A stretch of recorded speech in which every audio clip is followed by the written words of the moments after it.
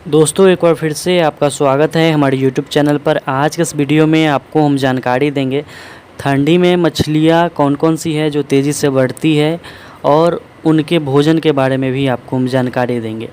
दोस्तों जैसा कि आप लोग जानते हैं कि ठंडी का मौसम अब धीरे धीरे आ रहा है, तो हमें कैसे मछलियों को फीडिंग करवाना है और किन मछलियों का फार्मिंग हम कर सकते हैं। ठंडी में ऐसा माना जाता है कि जो हमारी आईएमसी मछलियाँ होती है, कैटफिश मछलियाँ होती है, ये भोजन लेना बंद कर देती है और इनका ग्रोथ भी ठंडी में कम जाता है। लेकिन 3 ऐसी मछलियों के बारे में आपको हम जानकारी देंगे जो ठंडी में निरंतर बढ़ती रहती है, जैसे गर्मी और बरसात में बढ़ती है और उसी अनुसार से वो फीडिंग भी करती है, अच्छा ग्रोथ भी लेती है। उन 3 मछलियों के बारे में आपको हम जानकारी देंगे और उनका फीडिंग हैबिट, फीडिंग बिहेवियर, उसके बारे में भी कि वो क्या भोजन करती है ठंडी के दिनों में, उन्हें हम क्या खिला सकते हैं ठंडी के दिनों में, सभी के बारे में आपको हम जानकारी देंगे। धीरे धीरे ठंडी अब आने वाली है। नवंबर तक आप अपने मछलियों को फ्लोटिंग फीड जो है वो खिला सकते हैं।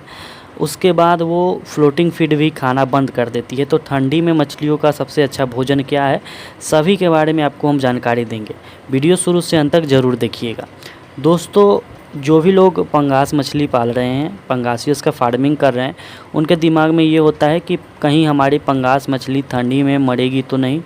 तो अगर आपकी मछलियों का साइज़ 800 ग्राम, 700 ग्राम, 900 ग्राम तक है तो आप उन्हें सेल कर दीजिए, क्योंकि ठंडी में उन्हें रखने से कोई फ़ायदा नहीं है। क्योंकि 800 ग्राम, 700 ग्राम की मछलियों में चर्बी काफ़ी अधिक हो चुका होता है और ठंडी में उनकी चर्बी जो है वो जमने लगती है और मछलियों का मरना पाया जाता है, खासकर पंगास मछली, रूपचंदा मछली का।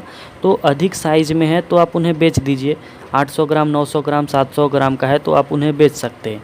जिन किसान भाइयों का आधा केजी का है, उससे छोटा है, तो आप ठंडी में रख सकते हैं, बशर्ते आपको अपने तालाब का पानी का जो लेयर है आपको उसे 8 फीट, 9 फीट, 7 फीट तक रखना है, क्योंकि नीचे का पानी गर्म रहता है, ऊपर का पानी ठंडा रहता है।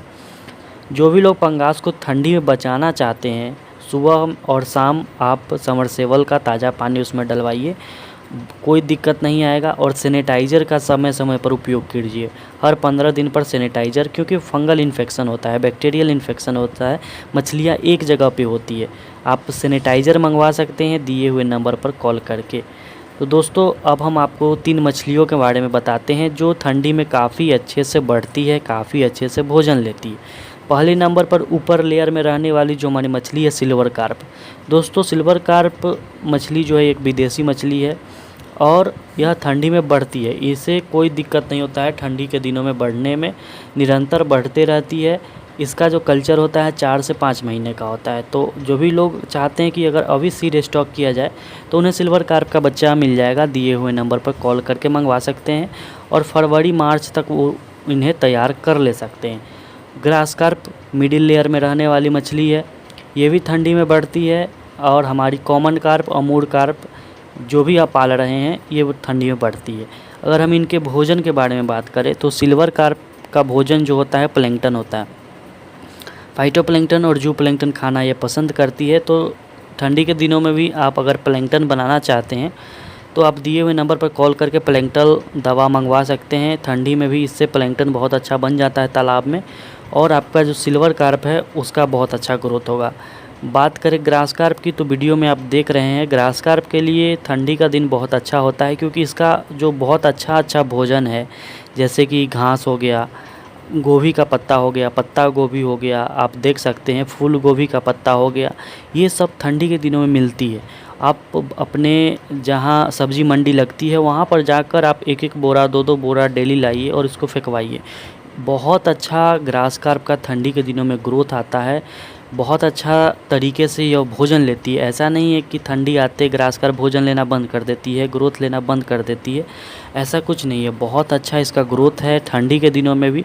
लेकिन आप इन्हें ये मुलायम हरा चारा दीजिए, पत्ता गोभी दीजिए, बहुत अच्छा इसका ग्रोथ आने वाला है। गोभी का पत्ता से ग्रास कार्प मछली का बहुत अच्छा फार्मिंग होता है और बहुत अच्छे से यह खाती है। आप देख सकते हैं वीडियो में हम भी गोभी का पत्ता अपने तालाब में फेंकवा रहे हैं ग्रास कार्प मछलियों के लिए, चाहे वो 100 ग्राम की ग्रास कार्प हो, 1 केजी की ग्रास कार्प हो, किसी भी साइज़ की हो, बहुत मुलायम इसका पत्ता होता है और ग्रास कार्प का ग्रोथ भी ठंडी में निरंतर बढ़ते रहता है।